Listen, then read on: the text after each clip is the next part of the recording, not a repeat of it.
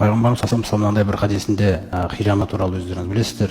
Ал-хижамату алар-риқи амсал дейді. Жалпы мына қан алдыру, хижама жасату аш қарынды уақытта, аш қарынның кезінде хижама жасату амсал дейді. Өте жақсы дейді ол. Аш қарынға жасау дейді, хижаманы өте жақсы дейді. Фихи шифаун ва барака. Жалпы осы хижамада аш қарынға жасаған кезде бұл жерде бір шипа бар дейді. Ода шипа бар және береке бар дейді. Береке деген сөз, яғни бір кеміп қалған тұсымызды арттырады деген. Ол қалай деген кезде пайғамбарымыз бір-екі түрін айтып кетеді оны. Тазиду фил ақли. Адамның ақылын артады дейді, қараңыз. Адамның ақылын арттырады. Одан кейін ва тазиду фил хифзи. Есте сақтау қабілетін арттырады дейді.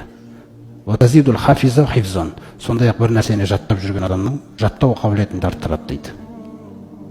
Не?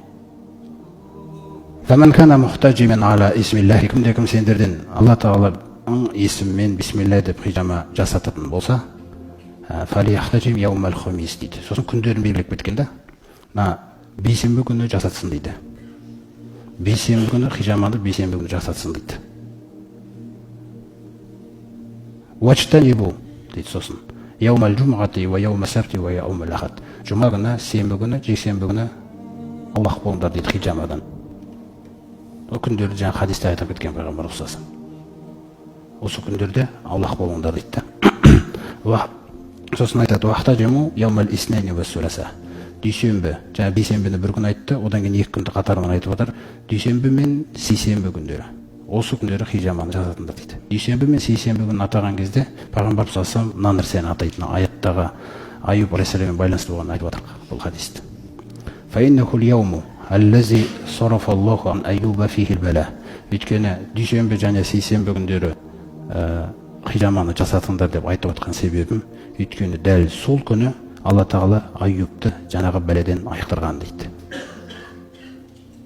Уачтанибу яумал арбиға дейді. Сосын сәрсенбі күні хижама жасатпаңдар дейді, аулақ болыңдар дейді хижамадан. Неге деген кезде иннаху ал-яуму аллази ибталаху Аллаху Аюба фихи бил балаи.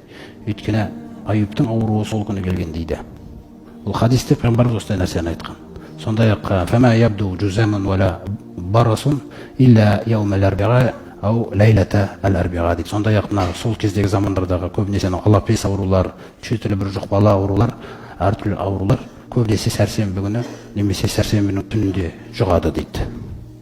Көрдіңіздер ғой. Осындай бір хадисте айтып кеткен пайғамбарымыз саллаллаху емнің жолдарында көрсетіп кеткен, қарап тұрсаңыздар, күндерінде айтып кеткен, қай күндері алмау керек деген нәрселер.